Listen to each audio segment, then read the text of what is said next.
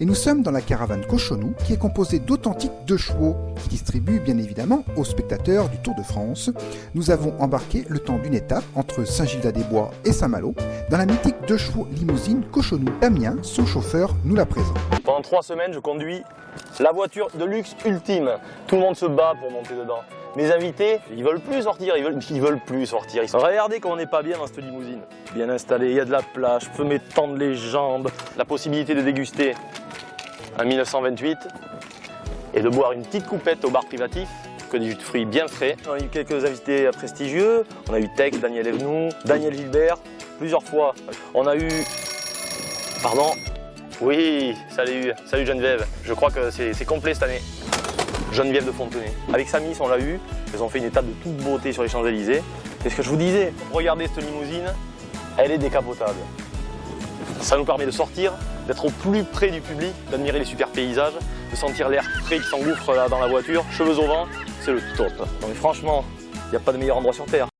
Pour cette 100e édition, la marque Cochonou, fournisseur officiel de saucissons, réputée pour sa générosité, sa proximité et son savoir-faire pour mettre de l'ambiance. Et l'ambiance est là. Cochonou ne veut pas décevoir tous ses spectateurs et ils sont nombreux sur les routes à attendre les précieux cadeaux distribués par les hôtesses.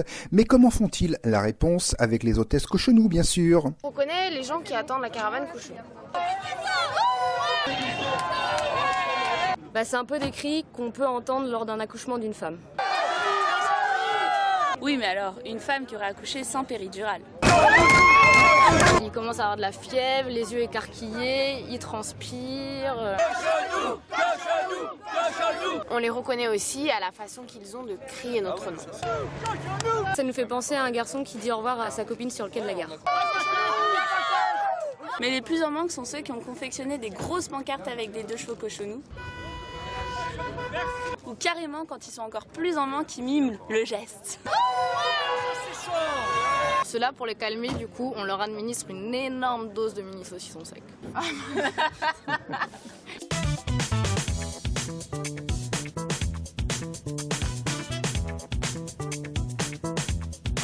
Cette étape, de Saint-Gildas-des-Bois à Saint-Malo, longue d'environ 200 km, nous aura fait traverser de très belles régions comme Brocéliande et sa forêt, le camp de Coëtquidan avec ses Saint-Cyriens, mais aussi Dinan, la ville médiévale du XIIIe siècle, et pour finir, nous avons longé la côte entre la Pointe du Groin et Saint-Malo. Si jamais vous avez oublié comment déguster le saucisson, petit rappel en images. Pour un cochonou irrésistible, on a essayé ça, ça... Non, là c'est peut-être un petit peu trop quand même. En fait, cochonou n'a besoin de rien de plus pour être bon. Cochonou, le vrai bon goût comme on l'aime chez nous.